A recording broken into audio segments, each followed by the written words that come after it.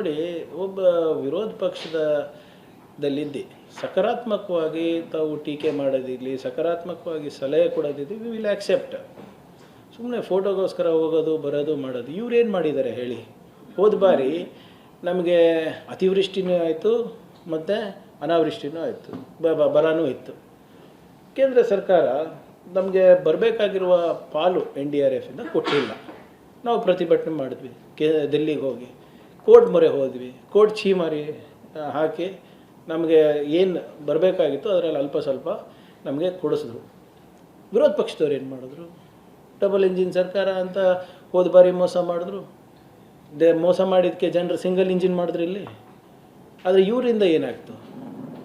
What is the use of our MPs, BJP MPs in the parliament?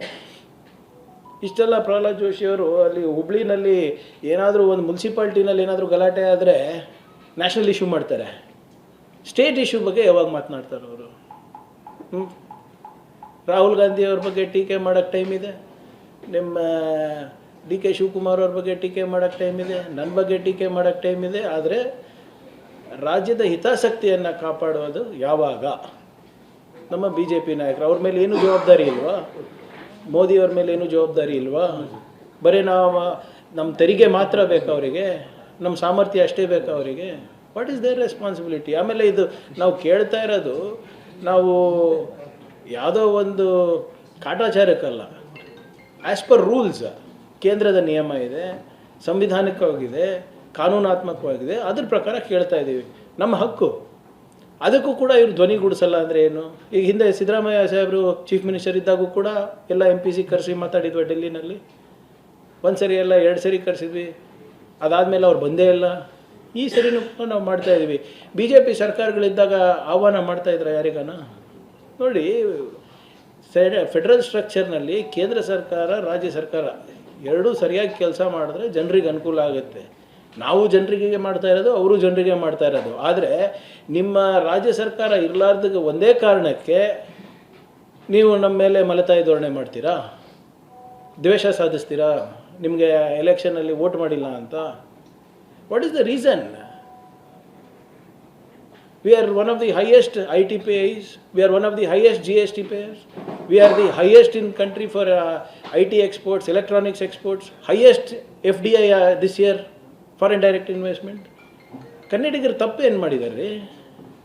ಯಾಕೆ ಕೇಂದ್ರ ಸರ್ಕಾರದವರು ಮತ್ತು ನಿಮ್ಮ BJP MPದವರು ಏನೂ ಇದ್ರ ಬಗ್ಗೆ ಕಾಳಜಿ ವಹಿಸೋದಿಲ್ಲ? ಕೋಆಪ್ರೇಷನ್ ಕೇಳ್ತಾ ಇದ್ದೀವಿ, ಮಾಡಿದ್ರೆ ಇನ್ನೂ ಹೆಚ್ಚು ತೆರಿಗೆ ನಮ್ಮ ಕಡೆಯಿಂದನೇ ಬರುತ್ತೆ ಅವರಿಗೆ. ಸೊ ಯಾರು ಯಾರ ಮೇಲೆ ಉಪಕಾರ ಮಾಡ್ತಾ ಇಲ್ಲ ಇಲ್ಲಿ.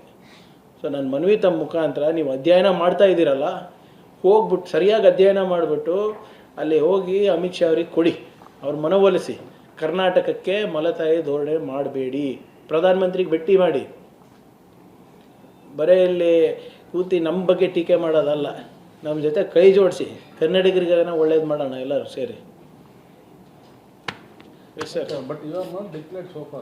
Drought. I can't declare, sir. Monsoon is only 50% up.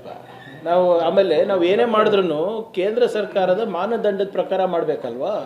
ನಾನು ಇಂಡಿಪೆಂಡೆಂಟ್ ಡಿಸಿಷನ್ ತೊಗೊಳಕ್ಕಾಗಲ್ಲ.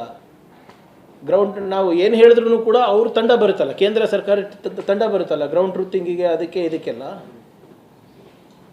ಸೊ ಅದೆಲ್ಲ ಆಗಬೇಕು. We are ready. ಈಗಾಗಲೇ ಮಾನ್ಯ ಮುಖ್ಯಮಂತ್ರಿಗಳು ಎಲ್ಲ ರೀಜನಲ್ ಹೆಡ್ ಕ್ವಾರ್ಟರ್ಸಿಗೆ ಹೋಗಿ ಮೀಟಿಂಗ್ ಮಾಡಿದ್ದಾರೆ. ಕಲಬುರಗಿ ಆಗಿದೆ, ಬೆಳಗಾವಿ ಆಗಿದೆ, ಓಲ್ಡ್ ಮೈಸೂರು ನಿಮ್ಮ ಬೆಂಗಳೂರು ಡಿವಿಷನ್ ಆಗಿದೆ. ಎಲ್ಲನೂ ನಿರಂತರವಾಗಿ ಮಾಡ್ತಾ ಇದ್ದೀವಲ್ಲ, ಮಾಹಿತಿಯನ್ನು ಸಂಗ್ರಹಣೆ ಮಾಡ್ತಾ ಇದ್ದೀವಿ as per central government norms.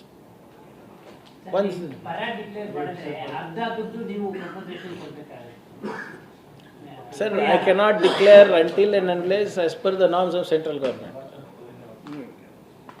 Anyway, ಸ್ವಲ್ಪ ಸಬ್ಜೆಕ್ಟಿಗೆ ಬರೋಣ.